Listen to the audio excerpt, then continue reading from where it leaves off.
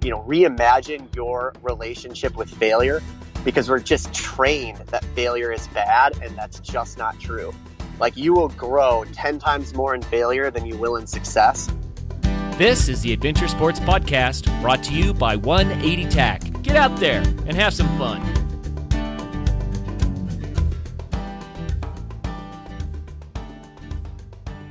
Hey everybody, welcome to the Adventure Sports Podcast. We got a great episode for you today, but before we get started, I wanted to remind you that if you'd like to become a patron of the show, you can go to patreon.com/adventuresportspodcast.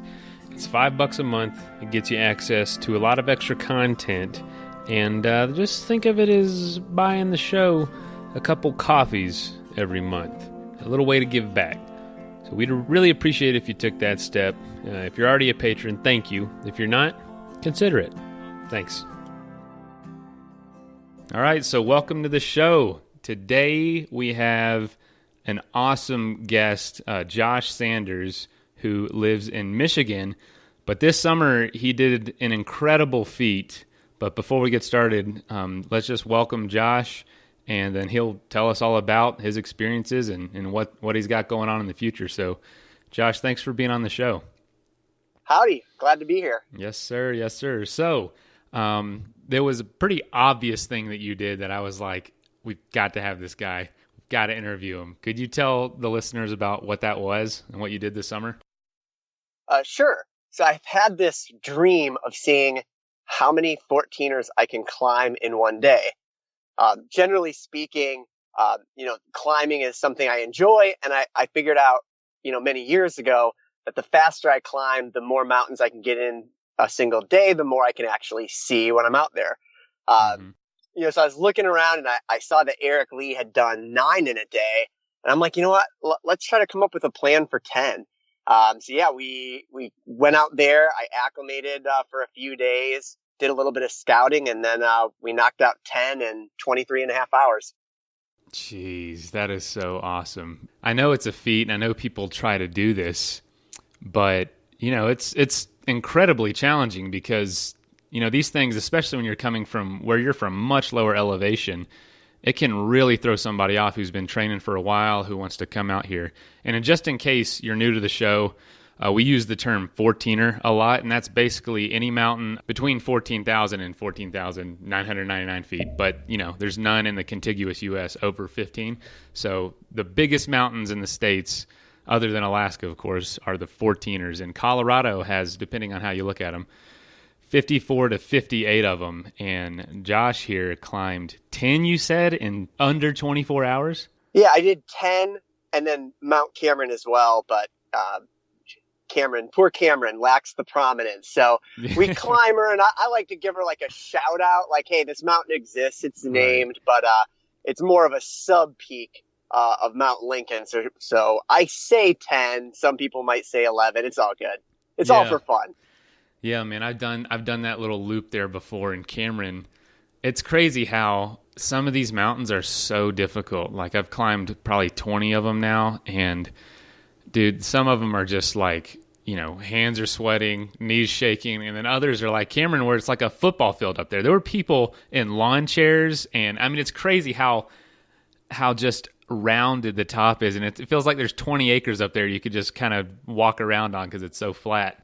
Yeah, it really is. If there weren't a pile of rocks somewhere, I don't even know where the actual true summit would be, because it's so flat and nice. And what's interesting is there's the kind of approach up is you've got a climb from the saddle of Democrat up to Cameron. Mm-hmm. So you have to work really hard to get up to Cameron, but then if you're going by prominence, it doesn't count.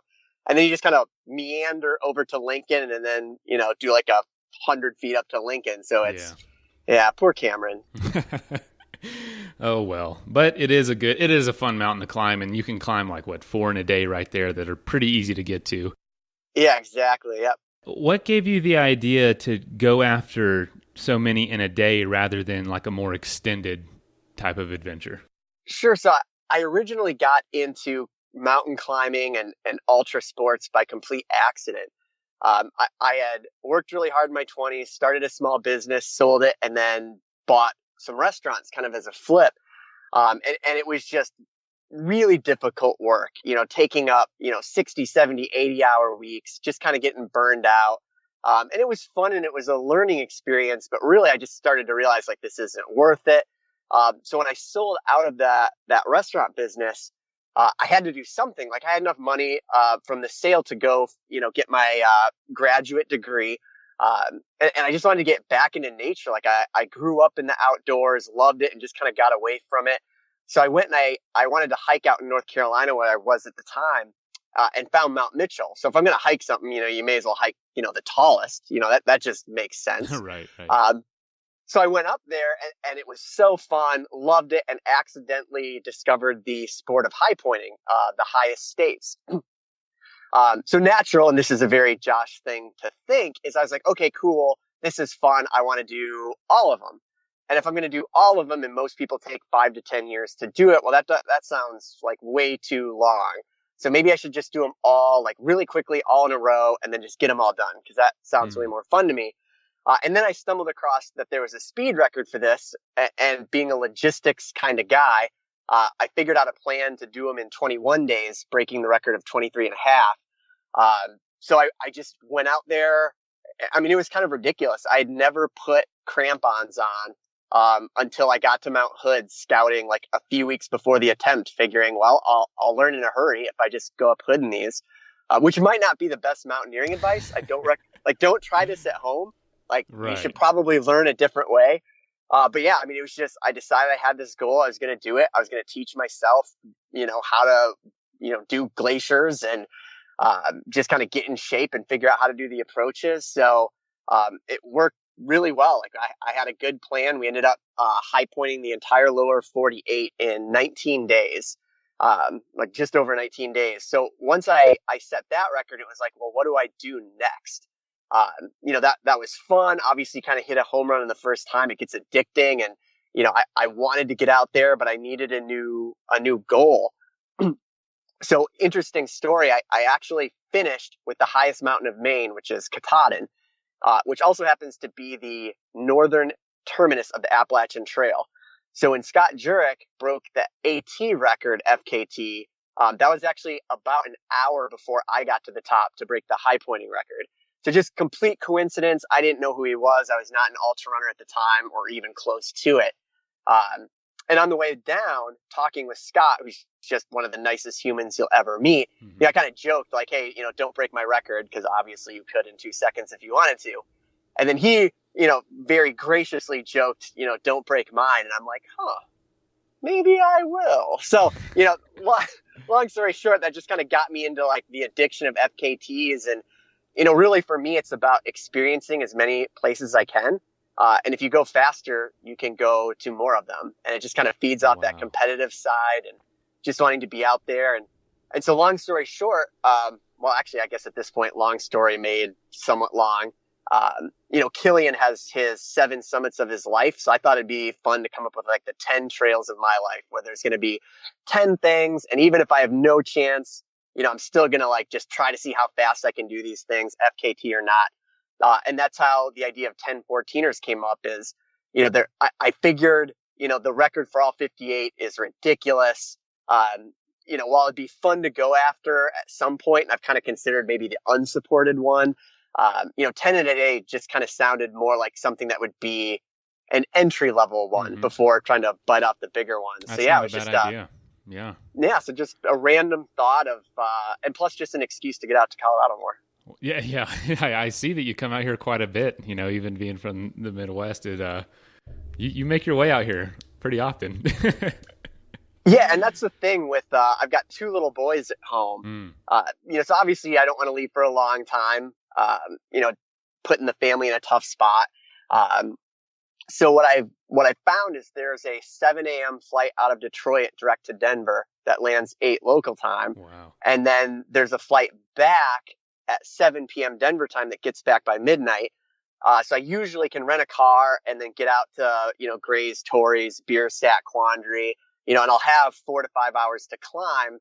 So I just cross country day trip to Colorado real quick, and it's super cheap. I mean, Spirit Airlines, some of their deals are, I don't want to lose money on this. Like I actually Right. waste more money like sitting around Michigan for a Saturday. So Yeah, no kidding. One yeah, time I flew Spirit from Denver to San Diego for $19 one way. That was like 3 years ago. I couldn't believe it. I'm like, I couldn't hitchhike that cheap, you know?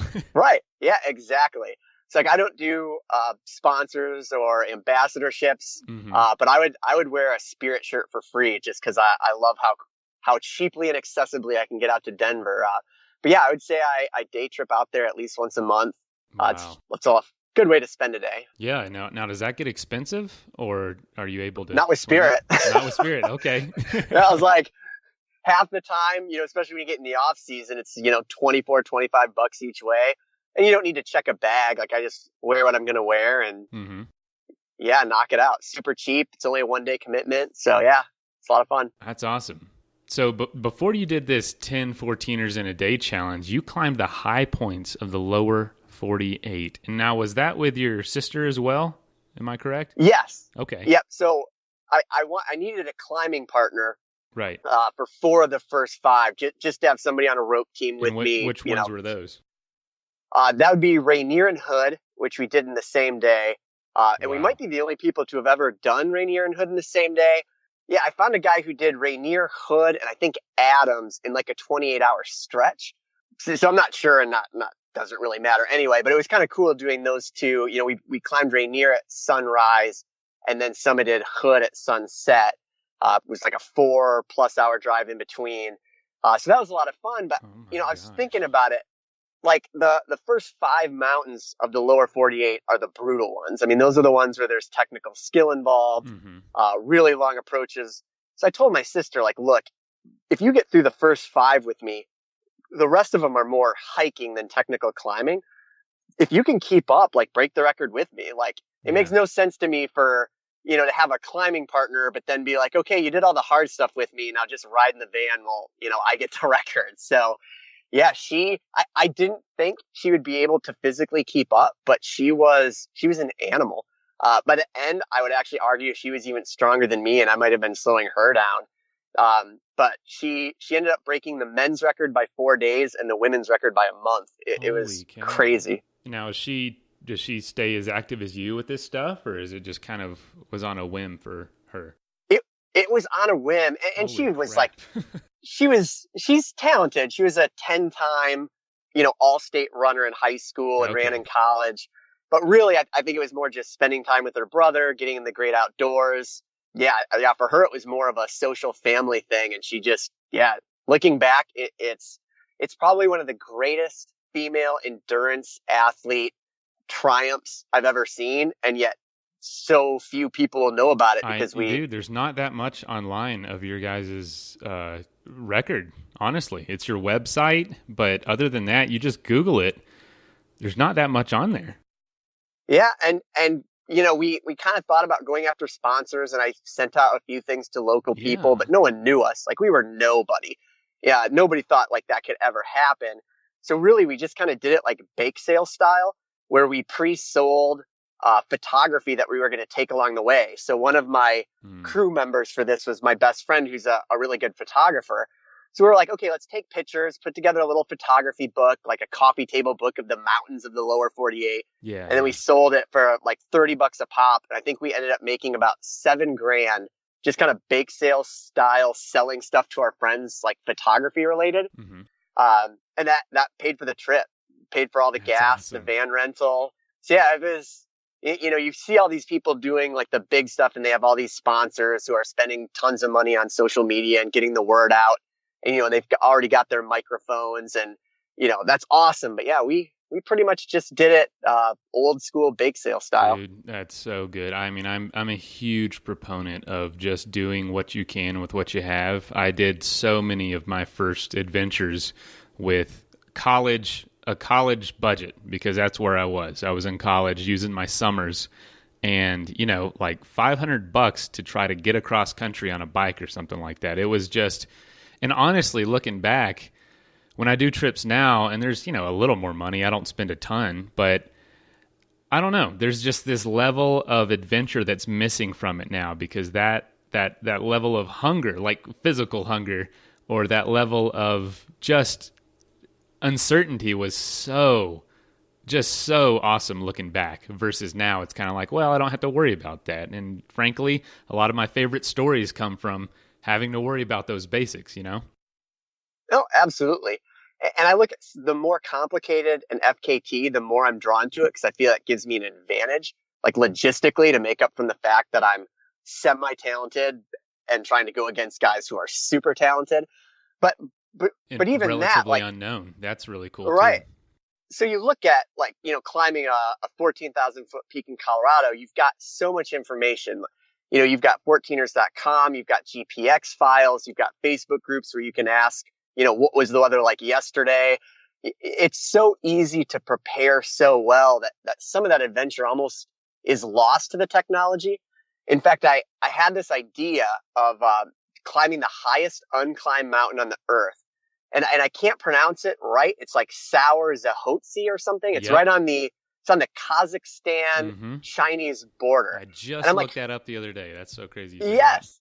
And I'm like, how fun would it be to have no GPS? Literally, you can Google Earth it, and it looks like the north side is like a giant cliff, so you should probably come from the south. And I actually worked for a tech startup a few years ago, and there were and it was a half Chinese, half American company. So I was asking some of the Chinese employees we had who are kind of familiar with far western China, and they're like, yeah, that's kind of a rough part of China. Those mountains are controlled sometimes by the Taliban. And I'm like, okay, now that got me into it. I'm like, sweet, that'll be a real adventure. But wouldn't you know it, my wife was all like, yeah, you can't go into Taliban controlled, like, Kazakhstan mountains. So yeah, it's probably for the better. Yeah, that got vetoed, I guess. So if you want to get into backpacking, but you're not sure where to start, go check out campcrate.net. Camp Crate can help you plan the backpacking trip of a lifetime and supply you with all the rental gear you need. Simply go online and choose your gear and your itinerary. Camp Crate will then ship your gear anywhere in the U.S. When your trip is finished, use the pre-printed return label to ship the gear back. It's that easy. Camp Crate. Rent, explore, return.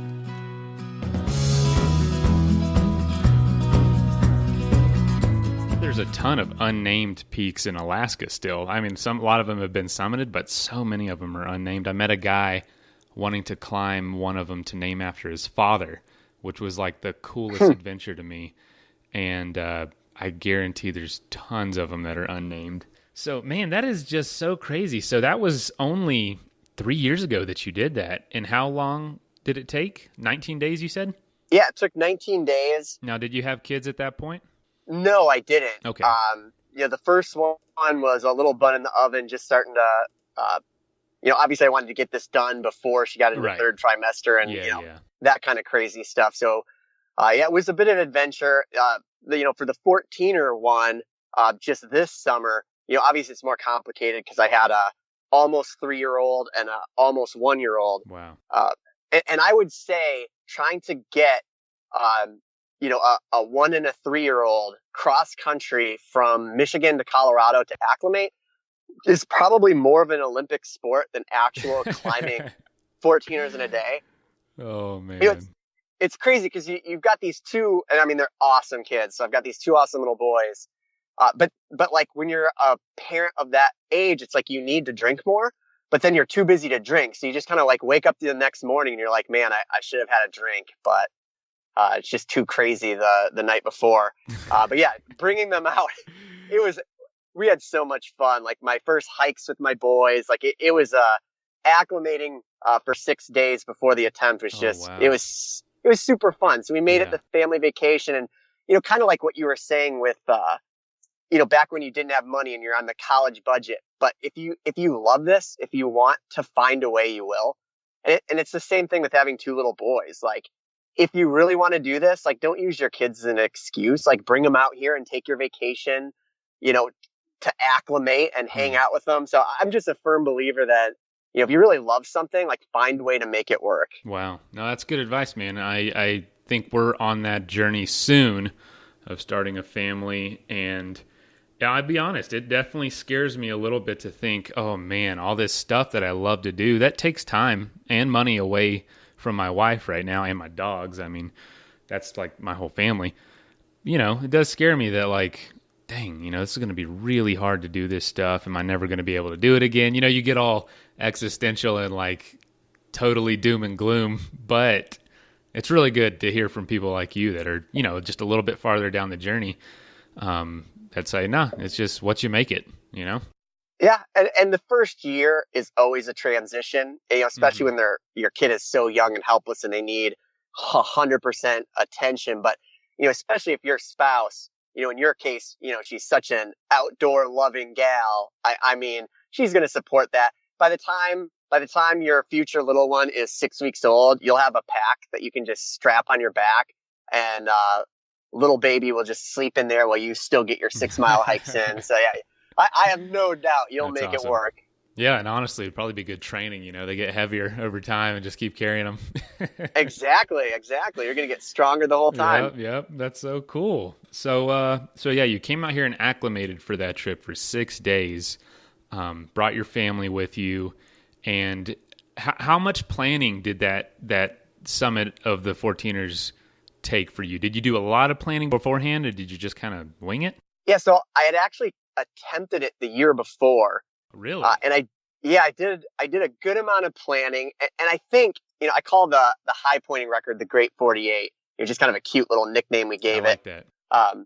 You know, so we did the lower 48, and I think the logistical toughness of piecing together 12,000 miles in a minivan. You know, I mean, all those peaks are in just random places all over all the states. Yeah. You know, I think I felt good I thought my advantage was in logistics, and maybe even got, you know, God forbid the word cocky, but I just felt like, okay, well, if this is my plan, clearly it's a good one. So when I went out there last year, and failed, you know, it kind of showed me where all of my problems were. I realized quickly that when I'm doing Belford and Oxford, it was just ridiculous not to add Missouri, because then you can skip Quandary, which, you know, is a one-off. So if you're going out there, you may as well knock out 2 or 3 at a time, because if you're driving to a separate peak, more elevation gain. So I would actually say I put a lot of time into the first one, failed, then realized, you know, everything I needed to do to get better. And because of that, that's, I think, why I was successful this time around. My nutrition was terrible the first time around. You know, starting with Belford and Oxford, I camped 3,000 feet below the peak so that I could eliminate, you know, a 1.5 miles of the approach, but still hit the Colorado rule, which, if anybody doesn't know what the Colorado rule is, if you're attempting an FKT or fastest known time in Colorado, you use the Colorado rule. So you gain and descend 3,000 feet for any group or subgroup of peaks. You know, that way you can't drive to the top of one and say, hey, I climbed it. Right.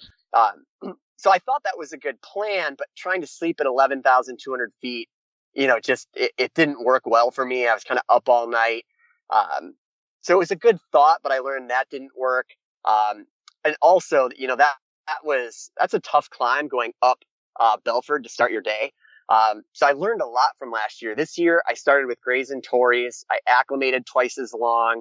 You know, I slept at 10,000 feet in a bed, you know, in Silverthorne, you know, where I had been acclimating. So I felt like going into it, I was more prepared.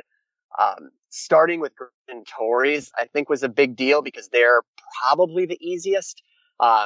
Bierstadt might be if you went up the standard route, but I went up the back route. But kind of easing into my day without killing myself at first. Nutrition was big. You know, this time, anytime I knew I had a climb coming, you know, I'd take a goo or some type of, you know, high sugar, high calorie, just to kind of get that energy for that burst. I actually did a heart rate monitor the entire way, you know, trying to keep my heart rate, you know, out of that, you know, getting into the maximum aerobic function range, you know, just so I could, you know, prevent lactic acid buildup and really try to go hard, but not too hard for 24 straight hours.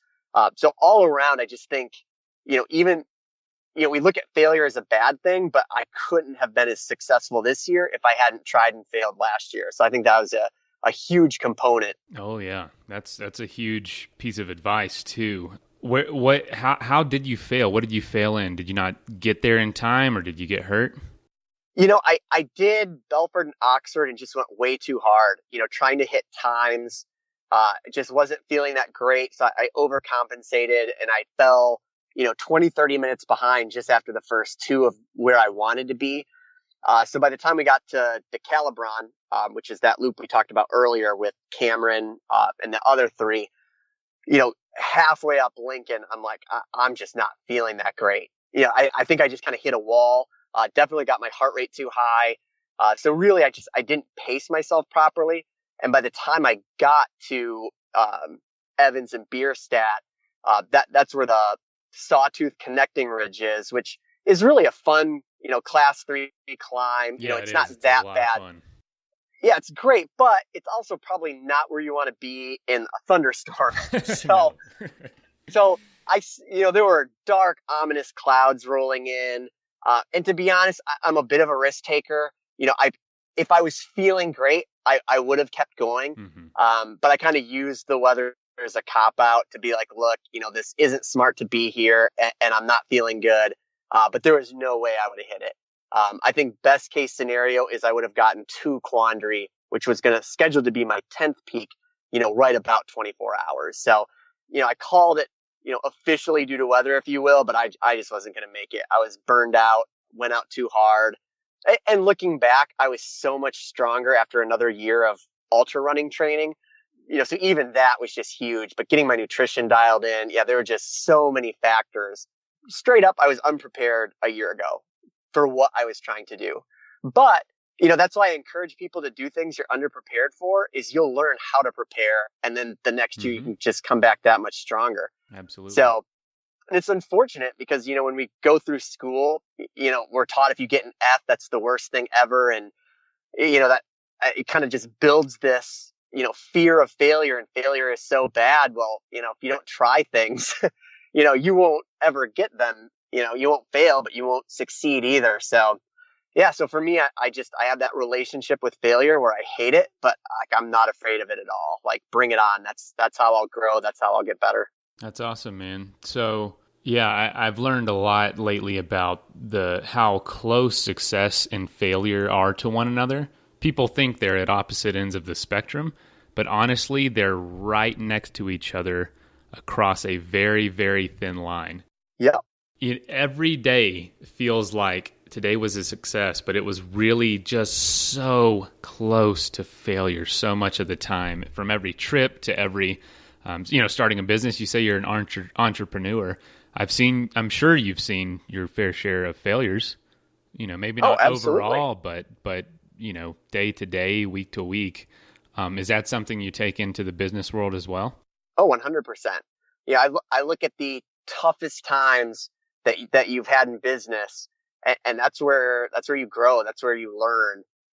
You're not, if you're winning 100% of the time, you're probably not growing a lot. In fact, and I forget his name, but one of the guys who basically pioneered freestyle skateboarding just does this crazy stuff. He was actually talking about, in the 90s and early 2000s, he was so dominant. I mean, literally all of his skateboarding moves, and I'm not a skateboarder. I don't know what these are, but like all the names of these moves were literally named after him because he was, just the godfather of this sport. And he said, like, it got to a point where I just wanted to win, and I knew I could skate at 70% and get the win.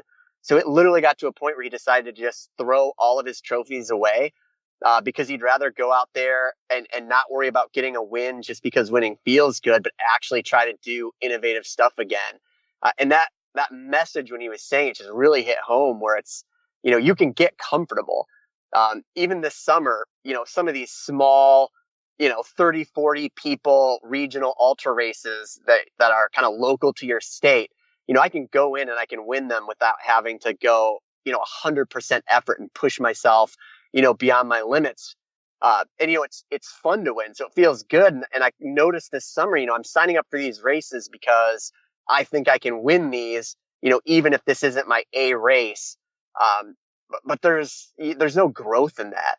So I think that's even why I decided to do 2 ultra marathons this weekend in the same day.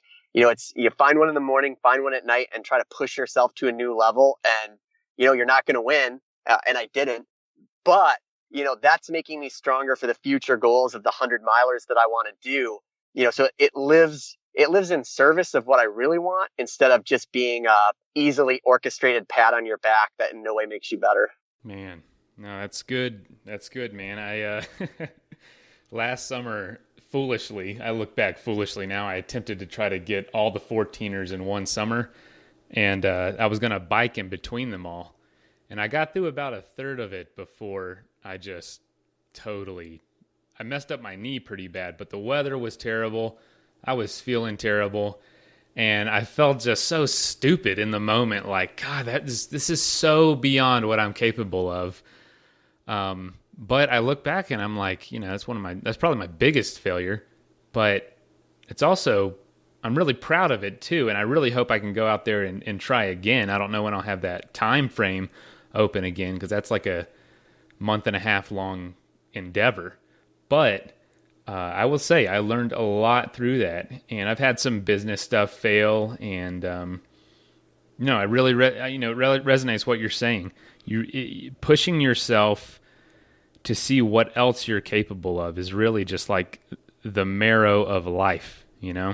It feels so good to be in that zone of like, I don't know if I can get this done. But when that feeling of when you actually accomplish that thing, it's I don't think there's a better feeling that exists. Yeah, absolutely. Niki Kimball, who's one of the better female ultra runners ever, was going after the long trail FKT, which is 270 miles north to south, the whole length of Vermont? The state of Vermont. Yes. Yep, Vermont. Awesome. It's actually the first ever long distance trail in the U.S. I mean, I think they built it in like the 1910s.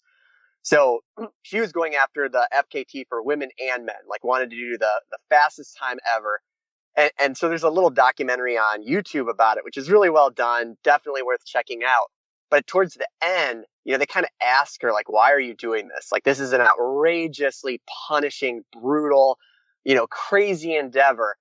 And she said something that just hit home with me. That was, I do not know where the cap to my potential lies, so that is why I run. And so to me, I was like, yes, that is exactly why I do what I do, is I want to find out where is the cap to my potential. Can I do this?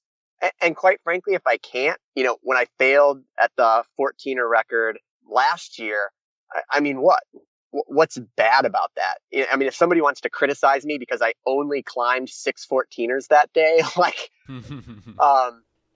first off, I think we could have a lot of conversations about the type of person who would criticize that. But, Right. It's weird. We kind of make that up in our mind that somehow people are going to think we did something, like, oh, you failed, you didn't make it. And people don't think that way. You just got to go for it. Dude, I totally agree. The guy with the fastest known time for all the 14ers was a stay-at-home dad for like 15 years. He attempted it before kids, did nothing while he was raising kids, and then just came out of nowhere at 40 years old to do it again and just crushed it. And he had failures along the way, but dude, that guy is a huge inspiration. Yeah, in fact, he actually did get the record in 1999. That's right, yeah. And then Cave Dog beat him, I think 2001, and then his record lasted forever. Mm-hmm. And Andy, I believe, tried it the year before and had to back out due to injury. And then the second time That's he came right. out, lowered it by almost a day, a record that people just thought people weren't even, for over a decade, nobody even tried to break that record because it was just so daunting. And Cave Dog, I mean, he had so many FKTs in the 2000s, and he took 3 years just to scout and get every last, his meticulous nature like impresses me. The logistics side of me is like, yes, that guy had it. He found a dime in his pack after he set that Colorado 14ers FKT and actually did an analysis on how much extra effort he had to exert over the course of 330 miles in 11 days. So he was just that prepared that even 1 extra ounce in his pack, he was like, unbelievable that I wasted 70,000 pounds of pressure over 11 days and, 330 miles. So I think it takes that mindset to go after some of these things where, one, you're not afraid to fail, but you're willing to look at it in ways nobody's ever seen it. And I think that's what Andrew did such a good job at his 14er is he's done these so many times. He knows every rock on those mountains. I mean, I'm sure he doesn't know every rock, but I look at that as being like, geez, everything he does is so meticulous and so well planned that it's impressive. Yeah, I'll be honest, I'm not anything like that. I'm kind of like, I find a t-shirt somewhere that I really like. I'll just throw it in my pack. Here's a rock I really like. I'll just, see if I can keep this or something. You know what I mean? I'm really, I don't care a whole lot, but I'm not also going after fastest known times. So that brings me to a point. So you seem to really like FKTs. Is that what motivates you the most versus just going out and experiencing something just to be there? I actually don't think those things are in any way exclusive. To me, what I want to do more than anything is spend time out in awesome places. Yeah. But I also have just this competitive side that wants to get out there. So, when I do the 14ers or the Great 48, there's always somebody who's like, oh, but I bet you didn't take time to enjoy it.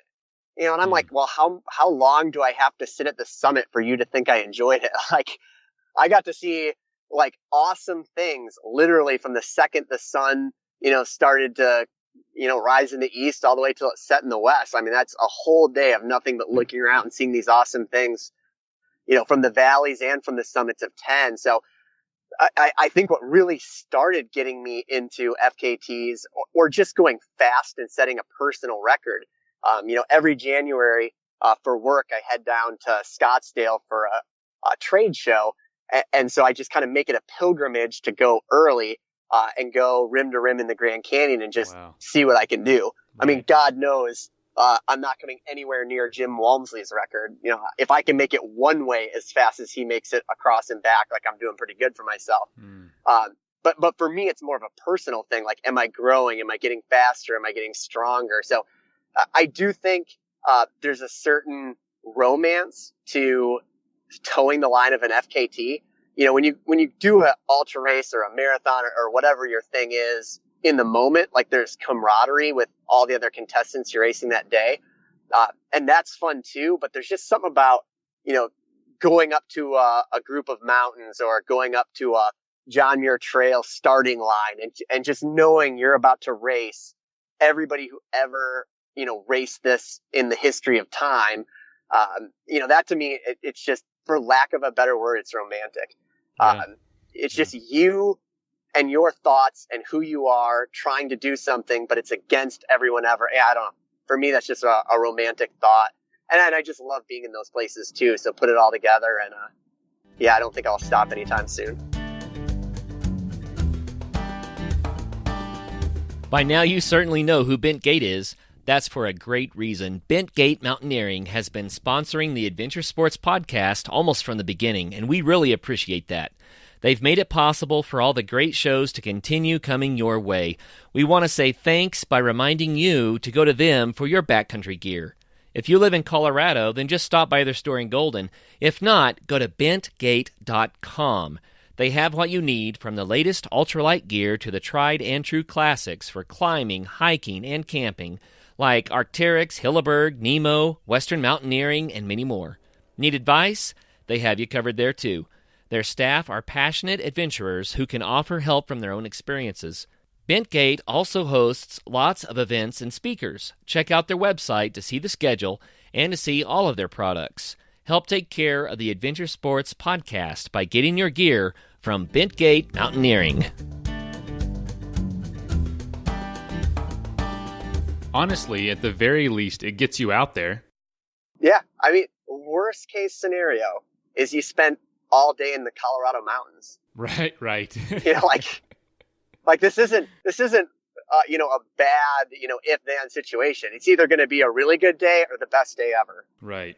I heard someone tell me about that. I was asking this lady that's an ultra runner, and I'm like, do you feel like you just go through places too quick? Because I'll be honest, I'm pretty content with just walking through somewhere.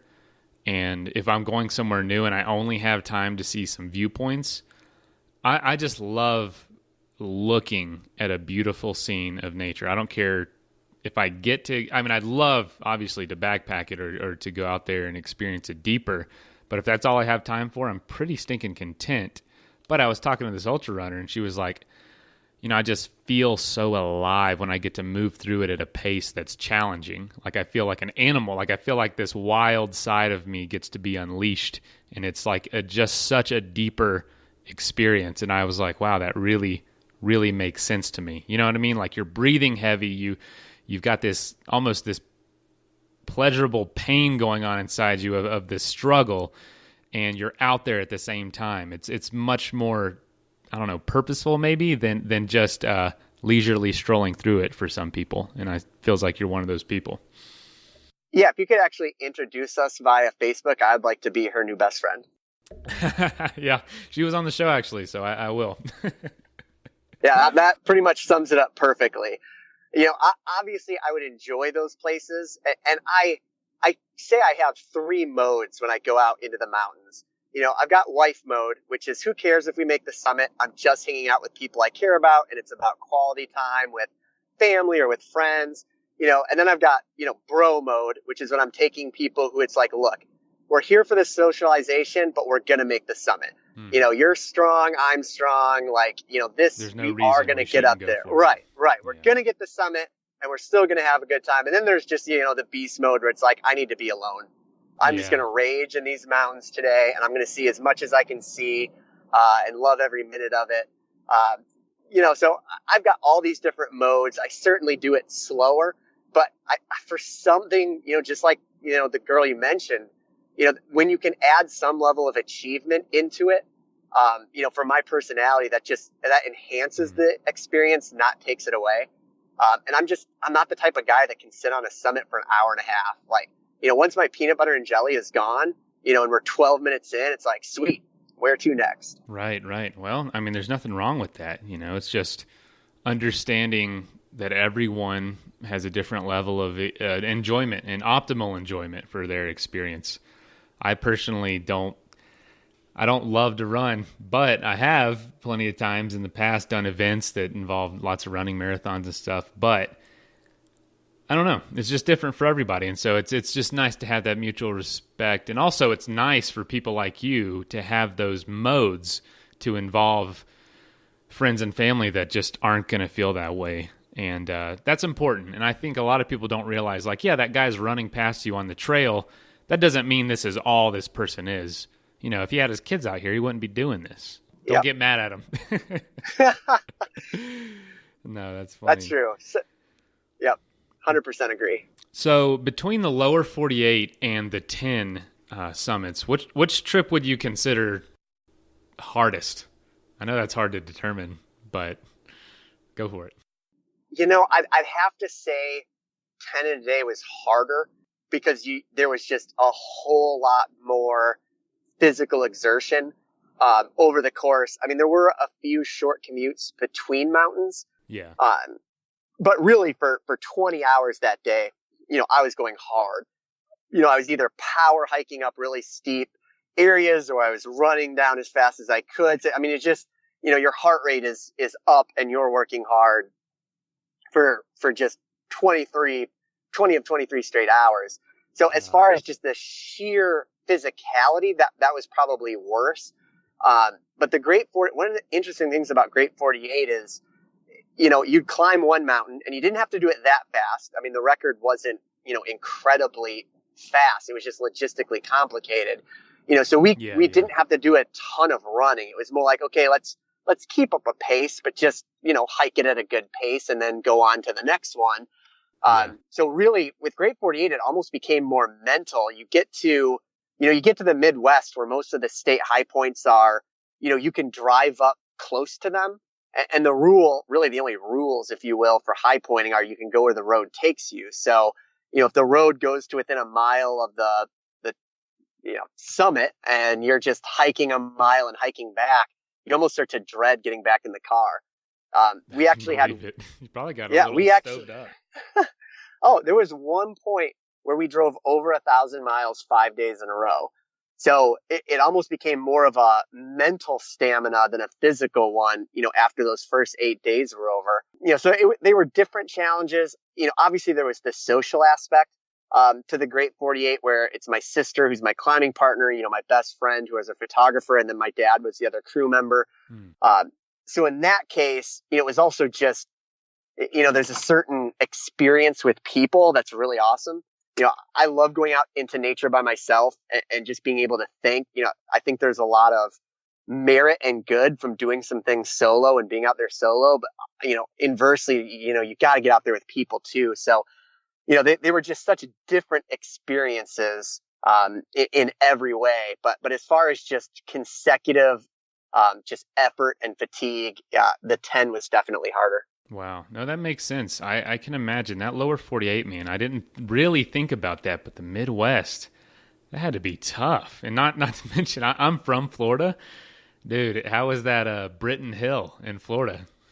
360 feet or something? Yep. Yeah, I think it's like 375. We walk up to it in flip-flops.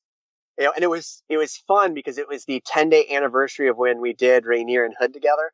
So we had this cool photo collage of, because that day had so many driving, we actually only got 2 peaks that day when we were out east, kind of driving in between. So we have that picture showing, hey, here's us doing Rainier and Hood in the same day, and then here's us doing the high point of Florida and Alabama in the same day, which are literally a walk up mountains. It was kind of funny. Yeah, I don't even think the hill in Florida is the high point of that hill. I think it just cuts off at the border. From what I've heard, I've had a friend who's from the West who's a mountaineer. He put on all his mountaineering gear and hiked up to the top of the Florida high point as a joke. It was ridiculous. He looked like he was going to summit Everest. It was really funny, but he's like, yeah, man, it just cut off at the border. The hill just keeps going, but it's not the high point because it's in Alabama at that point. Yep, and it's the same way with Massachusetts. You actually, right at the state border is the official marker. So in good faith and good sport, because the people before us had done it, we did climb the summit of the mountain, even though it was in the other state. Yeah. But we do have our pictures at the official state line, which is officially the highest point of that state. That's too funny. So yeah, it's always same thing with Nevada when you're on Boundary Peak. The connecting saddle goes to a higher mountain in California. So, and that's what's fun about high pointing is, it's just for fun. You'd go places in a state you normally wouldn't go. Oh, I can imagine. I bet you saw things that you'd never think you'd see. Yes, absolutely. Go to true. A lot of places that you have no other reason to go. Yep. In fact, the high point of Missouri or Mississippi, you actually park right next to a cemetery and a church and walk. It's weird. You're just like, what are we doing here? This is weird. But yeah, it's fun. That's hilarious. So that's incredible. So that lower 48 trip is really cool. Any aspirations to do the other 2 high points in the States? I've kicked around the idea, but high pointing, as much as I love, that's how I got into it. The current record for the 50 states just got broken by a pretty popular climber, but he took a helicopter everywhere, in between the states. And that kind of takes some of the ambition out of it. Is okay, if we're just taking helicopters in between now, at this point, this isn't even, doable. Honestly, you have access to a helicopter. Yeah, exactly. It's I want to go out there and actually get the sport out of it and the spirit of competition. And, so unfortunately, I look at that as kind of a negative, and, to each their own. It's all the journey. I look at that as one of the best 3 weeks of my life, this epic story I can tell forever. And this guy has the same story that he can tell. It's his experience, and he can talk about how his sponsors bought him a helicopter and he got all these cool helicopter rides, and and that's fantastic, to each their own. But yeah, for me, it's kind of not my thing. I'm more into the ultra running. Now, I do really think I want to go after the unsupported Colorado 14ers record, which is 16 and a half days for all 58. But other than that, I'm just getting more and more into not even using vehicles at all. The 10 14ers in a day, you do have to drive 3 times to kind of link up mountain ranges. And now, did you do that driving, or did someone help you? I did have a crew. Yep, it was fully supported. I hiked most of the time solo, but they did kind of help, drive around just so I could relax and rest Right. between the ways. And that's fun. Like, I love it. Everything I've done has been supported. But yeah, in the future, I think I might try to go a little more pure, just kind of unsupported, be out there, do my thing. So I will say, though, I really enjoyed you updating your page constantly, because I was updating my phone like, oh, where is he now? I'm like, dang, this is great. I'm glad that he has a driver so that he can, update us on where he is on the route. So that was actually really fun to keep up with. So thanks for doing that. yeah, absolutely. It was fun to actually have service, up on a lot of those peaks. So It's that was, surprising, but you do have service a lot of the places out here. oh yeah, I was going to say the spot tracker is really nice too. I mean, now that that's kind of standard, you use it as, people can literally see where you are within 5 minutes. So that was a lot of fun too. Yeah, I kept updating that too, because I followed you on the spot tracker too. So yeah, so congratulations on that again. Thank you. And what you were saying before, kind of what you're moving into, I love to know what's next on your list. What do you got kind of brewing, thinking about? So a lot of what I want to do with FKTs in the future are some of the bigger, more profile, longer ones. Like, I'd love to go after long trail. The Colorado Trail looks super fun to try and see how quickly I could do that. The JMT, I do want to see how fast I can go. Although after Francois did 2 days, 16 hours. I mean, that's, that might be out of FKT reach, but still, like, it'd be fun just to see how fast I could do the JMT. So I figure the best way to train for that is just really start to get into 100-mile ultras. So I'm doing a lot of training. I've got the Tunnel Hill 100 coming up in a few weeks. And that's more of a flat one, but eventually we'll add some more mountainous stuff into it. Because obviously in the Midwest, I can at least run, even if it's not the hilliest terrain. Whereas, I kind of lack, being able to have a mountain to just go up and down. So yeah, I'm definitely going to just concentrate on trying to be the best ultra runner I can. And then hopefully that I can parlay all that additional miles into some, 300-400 mile FK attempts like Colorado Trail, Long Trail, that type of stuff. Wow. Awesome. And so I assume you have a job that allows you the flexibility to pursue all this? Yeah. So I'm VP of marketing, for a company that's right on the Michigan-Indiana border, and they're very supportive of it. So, I can take lunch breaks and do a workout. I have a remote work from home day, so I can do a long run, early in the morning that day. And that really helps balance it out with family too. So even though I'm, running, 10, 12 hours a week, when you actually look at what I'm able to do around work or on lunch breaks or with remote flex time, it works out to I'm probably actually only away from family during family hours, maybe an hour or two a week. So it makes it very doable to actually have that balance. Yeah, no kidding. You shared this little graphic earlier this summer of what basically your year in a picture.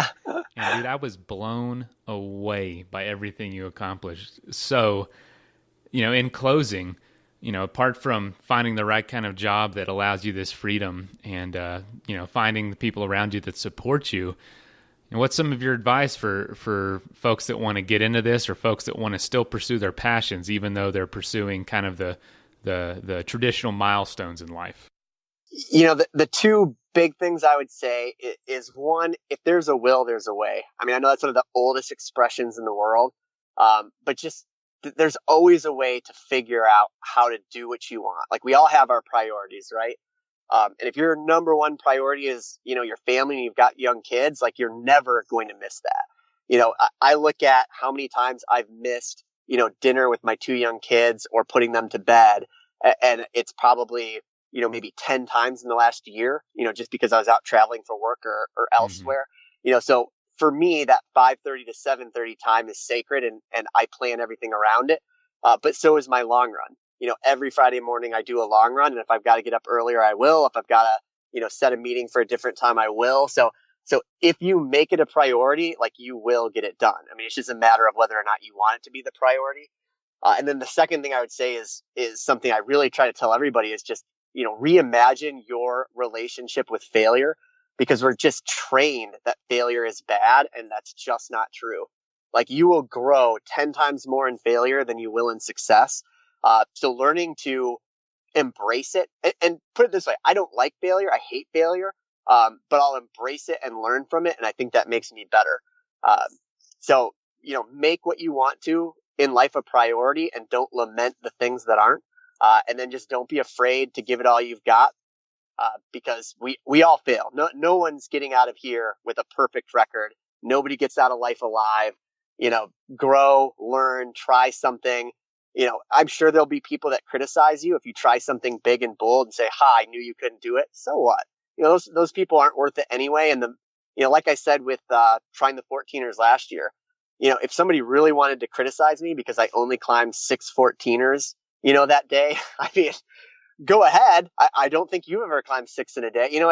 It's weird that, but we have that feeling. Like I had that feeling. I'm like, oh man, like, people could criticize this, criticize that, forget it. Like take chances. Life's short, be smart about it, but don't be afraid to go after ambitious goals, because I assure you, if you don't, you never will.